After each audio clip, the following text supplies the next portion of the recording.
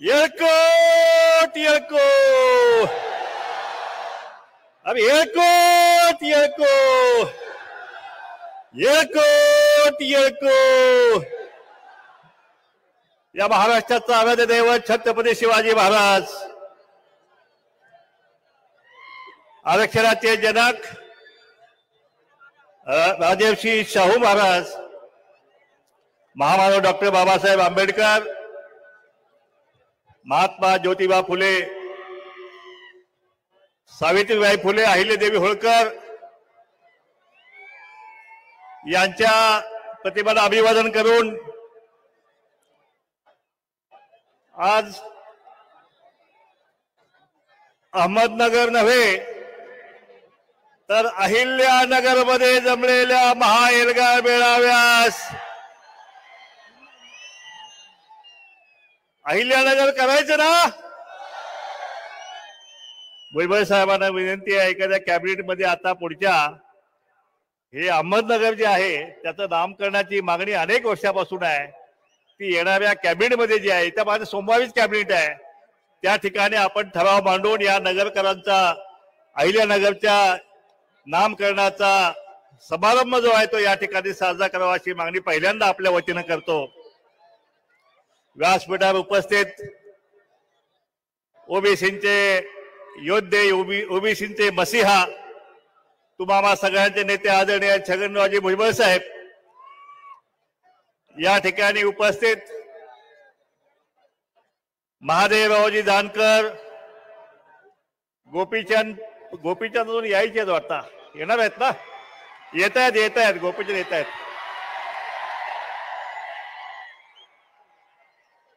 कल्याणरावजी दळे, लक्ष्मणजी हाके, या ठिकाणी आगरी कोळी समाजाचे नेते आदरणीय जेडी तांडेलजी, शब्बीर भाई अन्सारी व्यासपीठावर उपस्थित, या ठिकाणी संयोजन समितीचे सगळे नेते मंडळी आणि लाखोंच्या संख्येने या ठिकाणी या एल्गार महामेळाव्यास उपस्थित असलेल्या ओबीसी, भटके विमुक्त आणि बाबा बलुतेदार बंधू आणि भगिनीनो, जरांगेंच्या उपोषण सुटलं आणि गुलाल पडला. तुम्हाला माहित आहे, हा तिसरा गुलाल होता. पहिला गुलाल राणे समितीने मराठा समाजाला आरक्षण देण्याची शिफारस केली आणि ती महाराष्ट्र सरकारनं मान्य केली. कॅबिनेट निर्णय झाला आणि या महाराष्ट्रातील तमाम मराठा समाजानं गुलाल उधळला.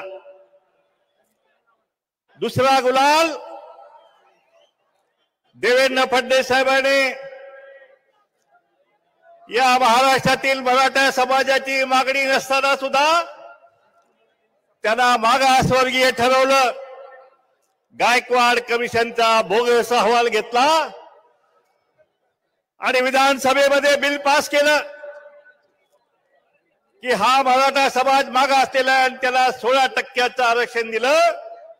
त्यावेळी या महाराष्ट्रातल्या मराठा समाजानं दुसऱ्यांदा गुलाल उधळला.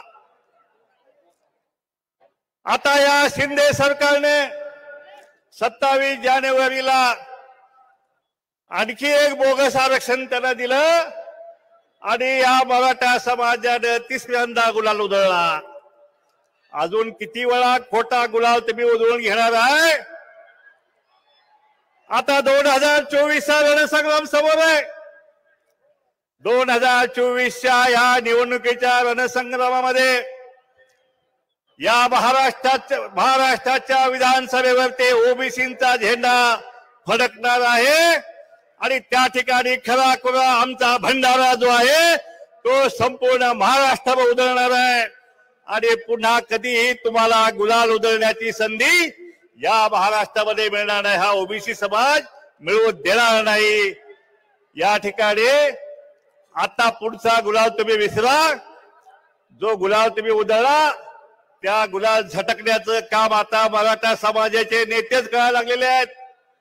त्या ठिकाणी प्रवीण गायकवाड म्हणते ते फसवा आयोग आहे, फसवा आरक्षण आहे. बाकी सगळे नेते म्हणजे की ते फसवा आयोग आहे. त्या ठिकाणी काल राज ठाकरेंनी काय तर म्हणले की अहो गुलाल उधळला मग पुन्हा आणि कशाला आरक्षण करताय, कशाला उपोषण करताय, किती वेळा आरक्षण तुम्हाला द्यायचंय. म्हणजे या ठिकाणी महाराष्ट्र सरकारने जरांगेची फसवणूक केली की मराठा समाजाची फसवणूक केली हे आता महाराष्ट्र सरकारने सांगण्याची गरज आहे. या ठिकाणी आता सर्वेक्षण सुरू आहे. आत्ताच कोणी सांगितलं की बंगला असला तरी झोपडं सांगायचं, 4 व्हीलर असलं तरी सांगायचं, काहीच नाही सांगायचं, सरकारी नोकरी असली म्हणून तरी सुद्धा सांगायचं की मी मोलमजुरीला जातोय. असा खोटा सर्वे जो आहे, बोगस सर्वे सुरू आहे. भुजबळ साहेबांना माझी विनंती आहे, सर्वेक्षण जरी खोटं असलं तरी आधार कार्ड नंबर खरा दिलेला आहे. पट्ट्यानं तुम्ही आधार कार्ड खरा नंबर दिलेला आहे आणि त्या आधार कार्डाला तुमचा बँक अकाउंट नंबर लिंक मोदींनी केलेला आहे. ना आधार कार्ड सगळ्यांचं लिंक झालं ना. मग आता एखाद्याने खोटं सांगितलं तर बँक अकाउंट मध्ये माहिती मिळणारच आहे ना. मग ज्यांनी खोटी माहिती दिली त्यांच्यावरती कारवाई जी आहे ती कारवाई या ठिकाणी झाली गेली पाहिजे. ज्या अधिकाऱ्यांनी खोटी माहिती दिली त्या अधिकाऱ्यांच्यावर सुद्धा खोटी माहिती दिल्याबद्दल त्याला शिक्षा ही झाली गेली पाहिजे. महाराष्ट्र शासनाचा असा निर्णय जो आहे तो निर्णय भुजबळ साहेब आपण कॅबिनेटमध्ये करून घ्यावा अशी माझी विनंती तमाम ओबीसी समाजाच्या वतीने आहे. या ठिकाणी काल परवा कोणतरी संजय गायकवाड नावाच्या आमदारानं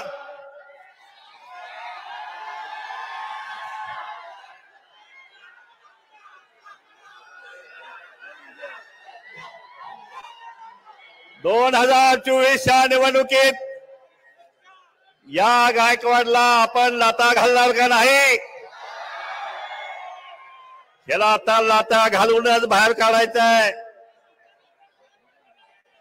म्हणून मी या ठिकाणी सांगतोय की 2024 ही तयारीला लागा. या ठिकाणी आपल्याला ओबीसीचं सरकार आणायचं आहे. ओबीसी मुख्यमंत्री आणि बहुजन सरकार. कळलं का मी काय म्हणतो ते? सरकार पण बहुजनांचं आणि मुख्यमंत्री सुद्धा बहुजनांचाच आणि तोही ओबीसीचा करायचा आहे. आणि म्हणून गावागावामध्ये कामाला लागा. आतापर्यंत आपण यांचे राजे आपल्या मतपेटीत बाहेर काढले, आपली अक्षम्य चूक झाली. पण आता 2024 या निवडणुकीमध्ये त्या मतपेटीतून आता आपला राजा आपल्याला बाहेर काढावा लागणार आहे. नाही तर आतापर्यंत ह्यांच्या घरात मूळ जन्मलं तरी आमदार म्हणून जन्मायचं, खासदार म्हणून जन्मायचं. मागे गोपीचंद मागायचं म्हणायचं सांगलीमध्ये, कुणी आमदार घ्या आणि कुणी खासदार घ्या. आणि आमच्या ओबीसीच्या घरात एखादं बाळ जन्मलं तर त्यो हमाल होणार. कुणी हमाले घ्या, कुणी वीटभट्टी कामगार घ्या, कुणी बेलदारे घ्या, कुणी सुतारे घ्या. असला सगळा विषय चालला होता. पण आता हे सगळं थांबलं पाहिजे. आता चावडीवरती तेली माळी का कोळी कोष्टी कुमार धनगर वडा राबोशी आज या ठिकाणी एकत्र झाले तर महाराष्ट्राच्या एका पण ग्रामपंचायत मध्ये या मराठ्यांचा साधा सरपंच पण होणार नाही. आमदार तर लय लांबची गोष्ट आहे, खासदार तर लय लांबची गोष्ट आहे. आणि म्हणून आता तुम्हाला संधी येत आहे. व्हा एकत्र, दलित ओबीसी मुस्लिम सगळ्यांना सोबत घ्या आणि मतपेटीवर हल्ला करा. आणि त्या मतपेटीतून फक्त ओबीसीचाच राजा बाहेर काढायचा एवढा निर्णय आपल्याला आजचा आहे. आपली मतं फक्त ओबीसीलाच द्यायची का मला सांगा? आपली मतं फक्त ओबीसीलाच द्यायची. एकाही आता हा प्रस्थापित जो आहे त्याला द्यायचे ना. मोठा भाऊ आता म्हणते तुम्ही धाकटे भाऊ, आम्ही मोठे भाऊ, वारे मोठे भाऊ. सगळा वाटा तुम्ही घेतला आणि घाटा मात्र आमच्या वाटला दिला तुम्ही. आता आम्हाला चालणार नाही. अहो मुख्यमंत्रीपद तुम्ही घेतलं, मंत्रीपद तुम्ही घेतलं, आमदारके तुमच्या, खासदारका तुमच्या, बँका तुमच्या, सहकारी बँका तुमच्या, सूत गिरण्या तुमच्या, हायस्कूल तुमचे, कॉलेज तुमचे, सगळं तुमचं. मग तुम्ही धाकटा भाऊन आमच्या वाट्याला तुम्ही काय दिलं? जरांगे तुम्ही जरा या छोट्या भावाला समजून सांगा की आम्ही तुमच्या वाट्याला हे दिलं.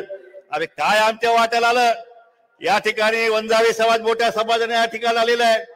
त्यांच्या हातातला ऊसतोडीचा कोयता आता दुसरी पिढी या ठिकाणी ऊसतोडी करत आहे.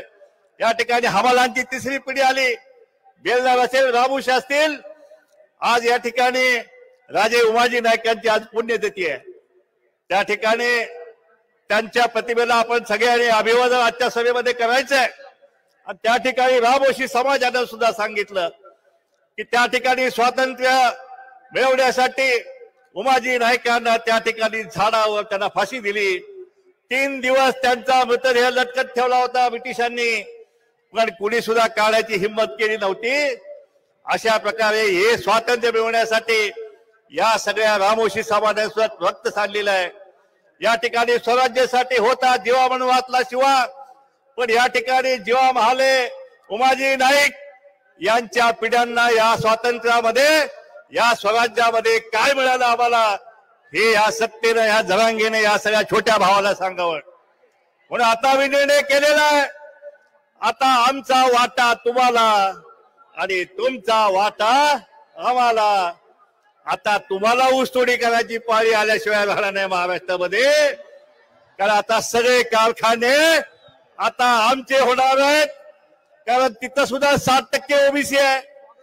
त्या ठिकाणी सगळे मेंबर, सभासद हे सगळे आपले होणार आहेत.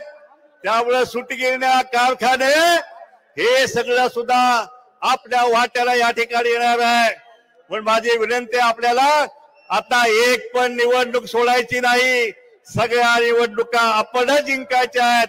एकात सुद्धा आता सांगतात की राजकीय आरक्षण गेलं. राजकीय आरक्षण गेलं, कुठे गेलं? एक सुद्धा पंचायत समिती सदस्य आणि एक सुद्धा जिल्हा परिषद सदस्य आता ह्यांचा आपल्याला होऊ द्यायचा नाही. झाला तर तो फक्त ओबीसी आणि दलितांचाच होईल. या ठिकाणी एकाला सुद्धा आपण आता येऊ द्यायचं नाही. माझी विनंती आपल्याला की या ठिकाणी आपल्या भुजबळ साहेबांच्यावर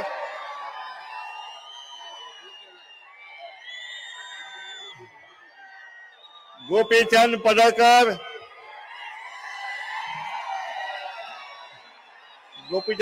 आलेले आहेत.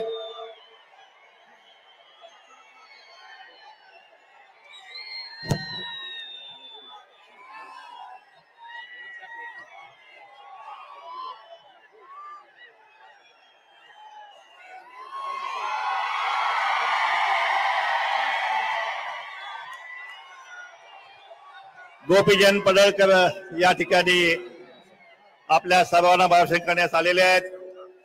आता या ठिकाणी मी जाता जाता आपल्याला एवढंच सांगेन की बाबाओ, आपलं आरक्षणचा सत्यानाश करण्याचं काम या सत्ताधीशांनी केलेलं आहे. आणि आपलं हक्काचं आरक्षण हे कुणबी, बोगस कुणबी दाखले देऊन या ठिकाणी हडप करण्याचा प्रयत्न सुरू आहे. 2 याचिका आपल्या वतीनं कोर्टात दाखल झालेल्या आहेत. त्याची सुनावणी उद्या होणार आहे. एक ऍडव्होकेट आपले मंगेश ससाडे आणि दुसरे ऍडव्होकेट ढोले पाटील, या दोघांच्याही याचिका आपण दाखल केलेल्या आहेत. आपली न्यायालयीन लढाई जी आहे ती आता आपण सुरू केलेली आहे. एकीकडे न्यायालयीन लढाई, दुसरीकडे आपली रस्त्यावरची लढाई आणि तिसरी लढाई जी आहे ती आपली 24वी राजकीय लढाई जी आहे. या तिन्ही लढाया ज्या आहेत त्या आपल्याला लढायच्या आहेत आणि आपल्याला जिंकायच्या सुद्धा आहेत. एक कणभर सुद्धा आरक्षण आपलं कुणीही या ठिकाणी घेऊन जाणार नाही. या ठिकाणी असा निश्चय जो आहे तो आपण सगळ्यांनी करूया. आणि पुन्हा एकदा जाता जाता नरवीर उमाजी नाईकांना आपण सगळ्यांनी आज त्यांच्या पुण्यतिथी निमित्त आपण त्यांना अभिवादन करावं अशी आपल्या सगळ्यांना विनंती करतो आणि थांबतो. जय हिंद, जय महाराष्ट्र, जय मल्हार.